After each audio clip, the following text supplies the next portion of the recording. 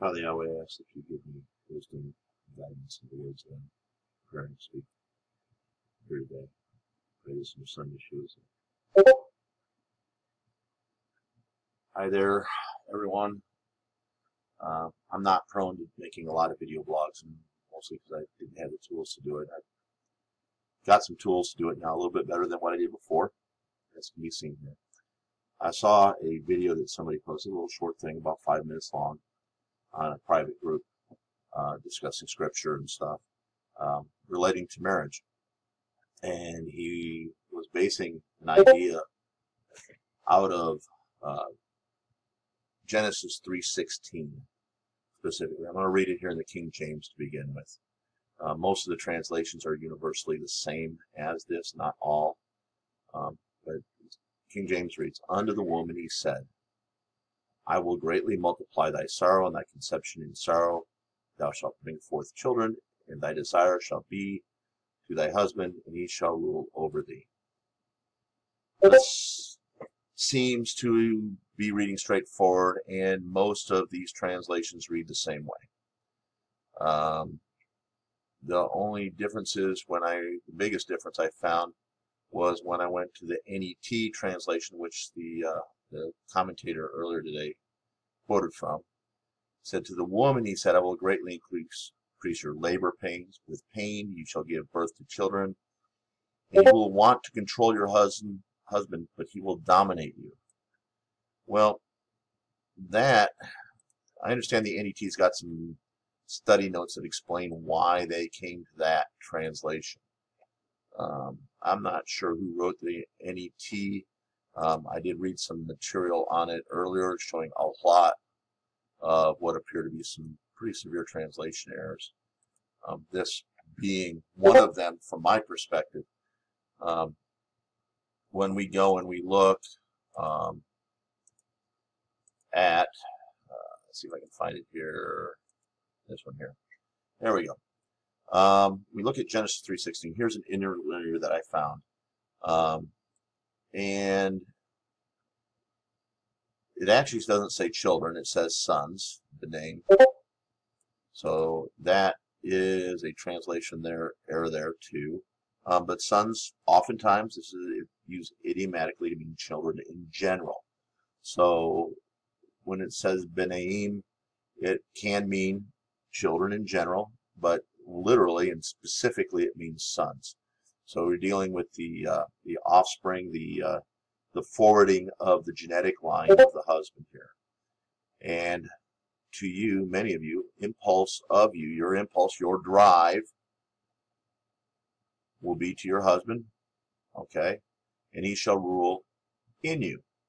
And we said, wait, in you? Wait, I thought all those other translations said, shall be over thee, he will be your master, over thee.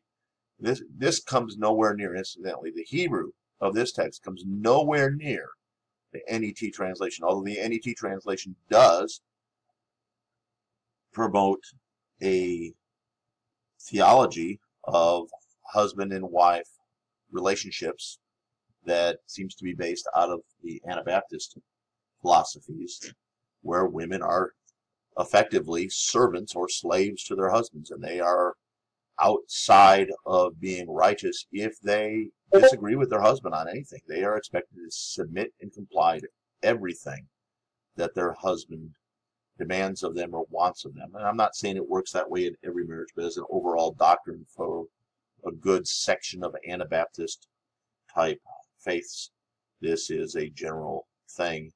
And I have seen this, and I've gotten reports of this from other people that have left different groups, from Amish to Mennonite, some Mormons have seen this within their homes, especially fundamentalist FLDS people see this within their faith and as part of their theology, and it's presented as that this is a pathway to salvation. They don't get their rewards if they don't submit to this.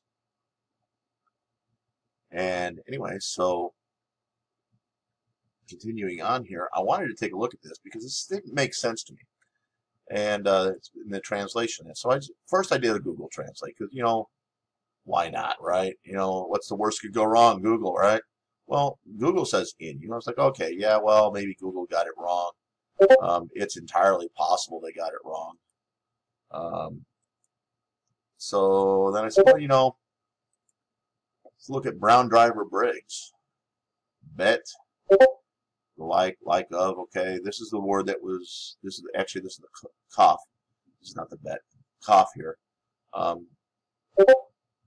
This is the where you came from in there. So this is a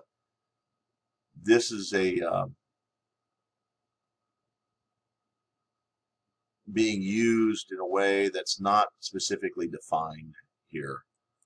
It's being interpreted that way. It is being interpreted that way universally throughout all the translations, because the literal translation, the like of, like as, it's a way of phrasing, referencing back to the subject of you, which is in the previous section of the sentence.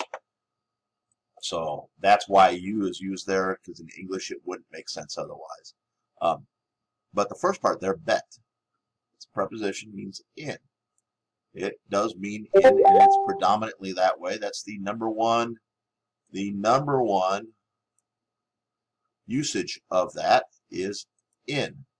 So you see that right here. So in you. So now if we go back and we look at these translations in there, and I looked at the HRV also, and it pretty much follows this same thing. So because it's based off of a Jewish English base text, which most of these all follow that.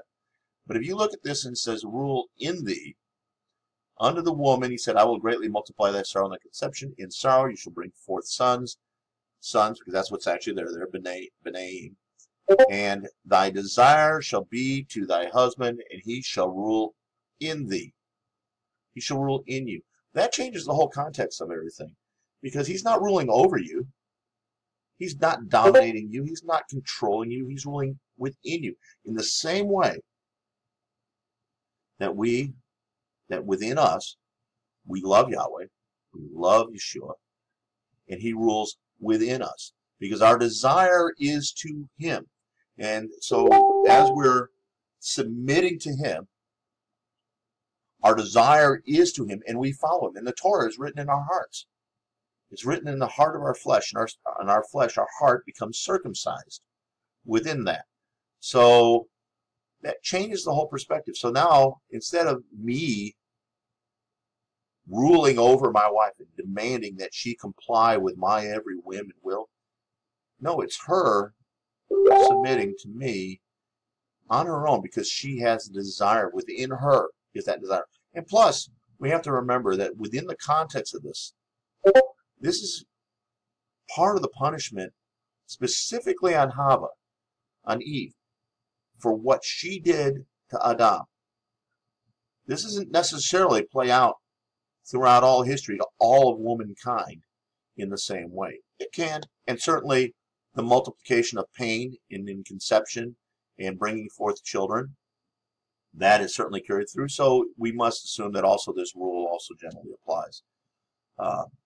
But really, this is reflected in us as men as we submit to our Father, and as in heaven, and as our wives submit to us. Their desire is to submit to them. They want to, because they love us, and they care about us, and they want to see us be successful and be righteous in what we're doing. This isn't a matter about a man lording it over his wife. In fact, I've seen a lot of men, I've seen a lot of background and been a lot of groups where men did that very thing. And I'll give an example of something that happened once many years ago. We were at a Sukkot site, and I was sitting around a campfire with a bunch of other men, and we were discussing Scripture. And I was sitting there drinking my cup of coffee, just sipping away at it there. It's like now. And these men, I sit there, and I got to the bottom of my cup of coffee. And I put my hand down, and immediately my wife came up and filled my cup.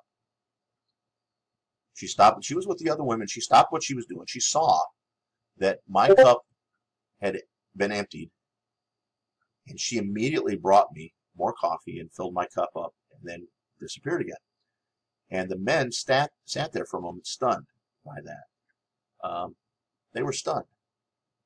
And I didn't understand why at first. And they said, how did you get your wife to do that? I can't make my wife do that kind of stuff. I said, well, therein lies the problem. I didn't ask her to. I didn't tell her to. She did that out of the desire of her own heart to help me. She saw that I needed help, and as my help, she came and helped me. Not because I forced her to do anything, not because I demanded or even asked her to. It was within her. Her desire was to me. And she did that. I didn't ask her to do it. She just did it. A lot of those guys had trouble understanding that because their experience was that they had to rule over their wives. They had to, beat them down effectively.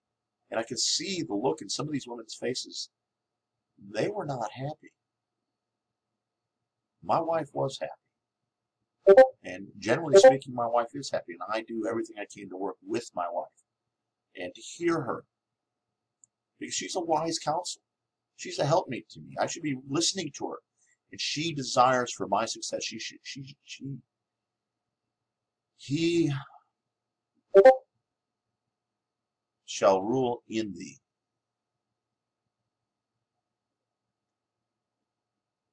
I don't even know how to make that more clear. This verse gets taken out of context very easily, but you have to look at the Hebrew behind it. You have to.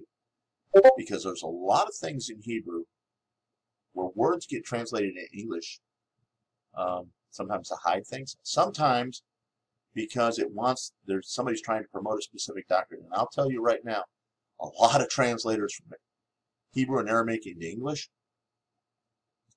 don't like the idea of a woman being free to make a decision. They believe that women should be subjected to, or a subject, that she's lesser. And the reality is, my wife is at least one step closer to Elohim than I am at any given moment. Because of her nature, because of her feminine nature, she is closer to Yahweh than I am. I have to struggle and I have to pray and work constantly at it, where sometimes Yahweh speaks to her directly and you can tell. You can tell by the words.